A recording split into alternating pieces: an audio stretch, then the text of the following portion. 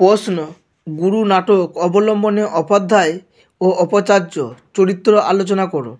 উত্তর, গুরু নাটকের একটি উল্লেখযোগ্য চরিত্র হল উপাধ্যায়। উপাধ্যায় উপাধি হতে পারে, উপাধ্যায় নাম হিসেবেও প্রযুক্ত হতে পারে, আবার পাণ্ডিত্য অর্থে উপাধ্যায় পদের ব্যবহার হয়ে থাকতে পারে। যাই হোক, উপাধ্যায়ের শাস্ত্রীয় বিধান কণ্ঠস্থ। কোথায় কোনো শিক্ষার্থী বিধিবিধান ও নিয়মশৃঙ্খলার ভঙ্গ করছে কিংবা করে থাকলে তার পাপ ক্ষালনের প্রায়শ্চিত্তের বিধান আওড়ানোর জন্য তিনি সবসময় তৎপর। পঞ্চক তাই বলেছে, পাপের একটুকু গন্ধ পেলে একেবারে মাছির মতো ছোটে। কুলদত্তের ক্রিয়া সংগ্রহ কিংবা ভরদ্বাজ মিশ্রের প্রয়োগোক্তি তার জিভের ডগায়।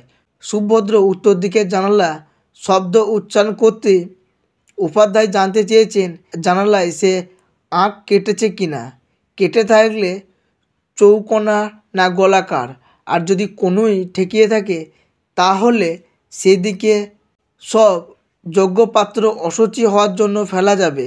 7 মাসের বাছুরকে দিয়ে জানালা চাটিয়ে শোধন করতে হবে। আয়তনের আচার্যও জানেন উপাধ্যায় কোন বালক কী নিয়ম লঙ্ঘন করে কী পাপ কাজ করেছে তার খবরাদি রাখেন। তাই আচার্য জিজ্ঞেস করেন, উপাধ্যায় কোনো সংবাদ আছে নাকি? উপাধ্যায় পর ছিদ্রান্বেষী। শুধু তাই নয়, প্রায়শ্চিত্ত যথার্থক হোক সে ব্যাপারে তৎপরও বটে। আবার এই মানুষই কৌতুকরসের ভিয়ান চড়াতে পারেন। প্রথম জুনক যখন বলে, অচলায়তনের দরজার কথা বলছ, সে আরও আকাশের সঙ্গে দিব্যি সমান করে দিয়েছি।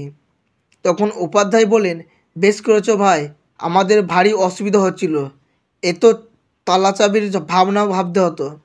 উপাচার্য আচার্যের সহকারী, তিনি শান্ত সংযত ও প্রাজ্ঞ মানুষ। আয়তনের দায়িত্ব ছিল আচার্যের হাতে। তাকে এবং তার কাজে সাহায্যকারী মানুষটি হলেন উপাচার্য, নাম সুতসম। তিনি কিন্তু আয়তনের কর্মধারায় বড়ই সন্তুষ্ট। তিনি মনে করেন আয়তন চলছে বড় শান্তিতে। তিনি মনে করেন তার সার্থকতায় প্রসন্ন হয়ে গুরু দীর্ঘকাল পরে অচলায়তনে আসছেন। তিনি এ কথা মনে করেন বজ্র শুদ্ধিবত্ত এই আয়তনে এবার নিয়ে 77 বার পূর্ণ হয়েছে, যা অন্য কোনো আয়তনের সম্ভবপর হয়নি। এ কৃতিত্ব অচলায়তনের গর্ব।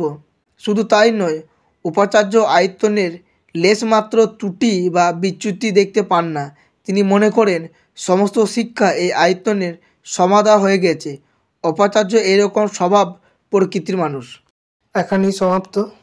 ভিডিওটি ভালো লাগলে লাইক করবে, তোমার কোনো কিছু জিজ্ঞাসা থাকলে কমেন্ট করবে এবং এই ধরনের ভিডিও পাওয়ার জন্য চ্যানেলটিকে সাবস্ক্রাইব করে পাশে থাকা বেল আইকনটিতে ক্লিক করে দেবে। ধন্যবাদ।